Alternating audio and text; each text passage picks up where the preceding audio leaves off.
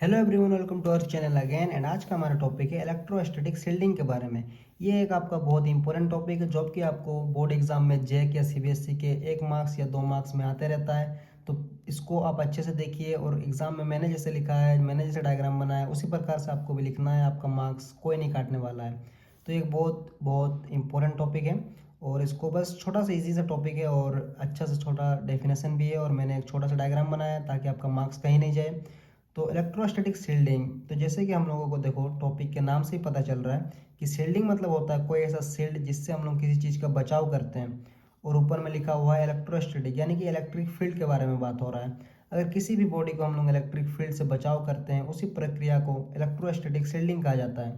तो अभी हम लोग थोड़ा किताबी लैंग्वेज में आता है कि आपको हम लोग एग्जाम में आप कैसे लिखिएगा।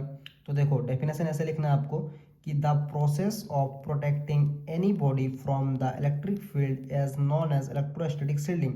यानी कि जैसे मैंने आपको बताया कि यह एक प्रक्रिया है जिसमें हम लोग किसी भी बॉडी को इलेक्ट्रिक फील्ड से बचाव करते हैं और इसी प्रक्रिया को हम लोग इलेक्ट्रोस्टैटिक शील्डिंग कहते हैं। यानी कि जैसे जैसे कि इस डायग्राम में बताया है कि हम लोगों ने एक बॉडी लिया है और हम लोगों ने इलेक्ट्रिक फील्ड को लिया है जो कि एक प्लस है एक माइनस है।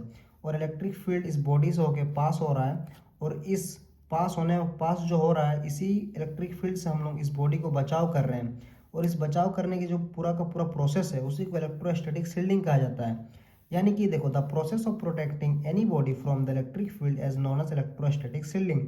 यानी कि यह एक ऐसा प्रोसेस है जिसमें हम लोग किसी भी बॉडी को इलेक्ट्रिक फील्ड से बचाते हैं और इसी बचाने की प्रक्रिया को इलेक्ट्रोस्टैटिक शील्डिंग कहा जाता है। यानी कि मान लो कोई बॉडी है और उस बॉडी को हम लोग इलेक्ट्रिक फील्ड से बचाव कर रहे हैं और इसी बचाव की प्रक्रिया को इलेक्ट्रोस्टैटिक शील्डिंग कहा जाता है। बस इतना सा सिंपल सा टॉपिक है कि किसी भी अगर हम लोग बॉडी को इलेक्ट्रिक फील्ड से बचाते हैं तो उसी को इलेक्ट्रोस्टैटिक शील्डिंग कहा जाता है।